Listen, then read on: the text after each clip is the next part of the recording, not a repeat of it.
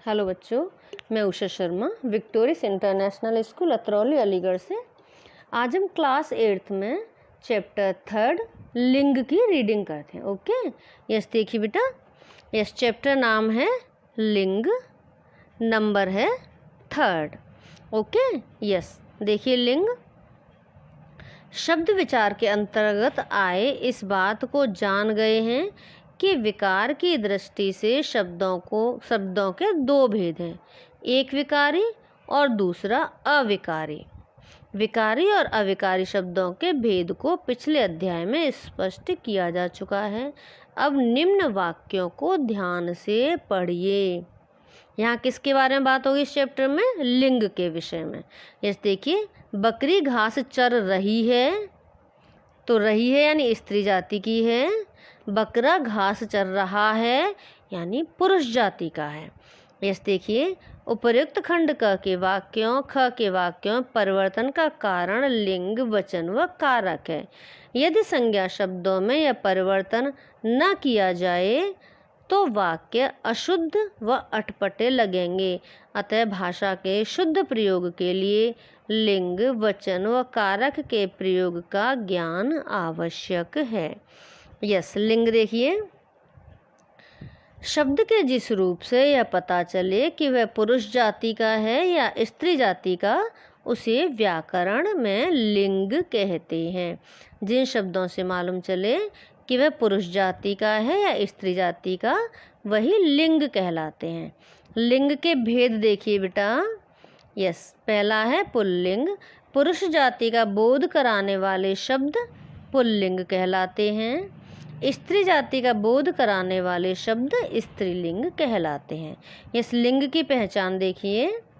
हिंदी में संज्ञा शब्द दो प्रकार के होते हैं, प्राणीवाचक यानी जीवित और अप्राणीवाचक यानी ये सजीव हैं और ये निर्जीव हैं।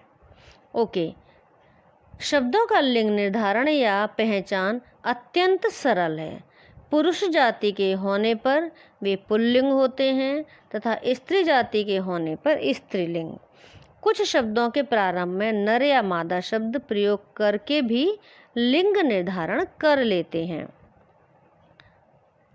जैसे मादा कौवा, नर छिपकली। लेकिन हिंदी में अप्राणीवाचक संख्याओं का लिंग निर्धारण करना कुछ कठिन समस्या है, क्योंकि हिंदी में लिंग निर्धारण लिंग परंपरा के अनुसार होता है। इसके लिए कोई विशेष नियम नहीं है। जो शब्द लंबे समय से पुल्लिंग के रूप में प्रयोग में लाए जा रहे हैं वे पुल्लिंग मान लिए जाते हैं तथा जो स्त्रीलिंग के रूप में प्रयुक्त किए जा रहे हैं वे स्त्रीलिंग माने गए हैं। वास्तव में स्त्रीलिंग या पुल्लिंग के निर्धारण के कोई विशिष्ट आधार यानी नियम नहीं है। यही कारण है कि सभी नियमों के अपवाद पाए जाते हैं। यस, परंपरा के निर्धारित कुछ नियम इस प्रकार हैं। पुल्लिंग की पहचान। यस, दिनों के नाम पुल्लिंग होते हैं। पर्वत के नाम, वृक्ष, धातु रत्नों के नाम, ग्रह महीनों के नाम पुल्लिंग होते हैं। सूर्य, चंद्रमा, शनि, मंगल, बुध, शुक्र, वैशाख आदि। अच्छा, अब देखिए, पृथ्वी स्त्रीलिंग मानी जाती है। अनाजों के नाम पुल्लिंग होते हैं, लेकिन मकई इसमें स्त्रीलिंग है। द्रव्य पदार्थों के नाम पुल्लिंग होते हैं।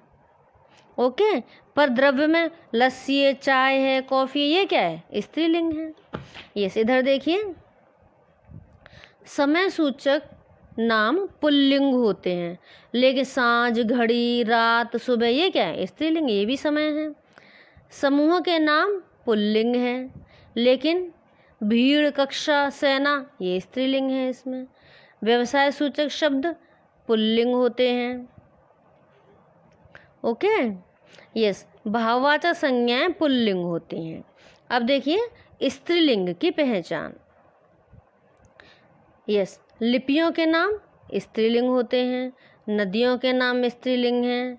भाषा, तिथि, बेलों, शरीर के कुछ अंग, सभी नहीं हैं पर कुछ अंग स्त्रीलिंग हैं और कुछ पुल्लिंग भी हैं। नक्षत्रों के नाम स्त्रीलिंग हैं। भोजन और मसालों के कुछ नाम स्त्रीलिंग हैं और कुछ पुल्लिंग हैं। यस, पुल्लिंग से स्त्रीलिंग बनाने के नियम। ओके, देखिए, यस, हिंदी भाषा में अधिकतर मूल शब्द पुल्लिंग होते हैं। इनमें प्रत्यय जोड़कर स्त्रीलिंग शब्द बनाए जा सकते हैं। पुल्लिंग शब्दों को स्त्रीलिंग में परिवर्तन करने के नियम हैं। यानी पुल्लिंग से स्त्रीलिंग कैसे बनेगा। यस, बेटा से बेटी, नर नारी, लंबा लंबी, बंदर बंदरिया, पठान पठानी, तेल तेलिन, जाट जाट जाटनी, शिष्य शिष्या, संपादक संपादिका, निर्माता निर्मात्री, भगवान भगवती, यशस्वी यशस्विनी, और लास्ट में है कोयल मादा कोयल। ओके बेटा, यस, देखिए बहुत सारे उदाहरण दिए हुए हैं। स्त्री, इधर पुरुष स्त्री, विधुर विधवा, वर वधू, और इधर है उसका उसकी, उनका उनकी। यस, लास्ट देखिए क्या है।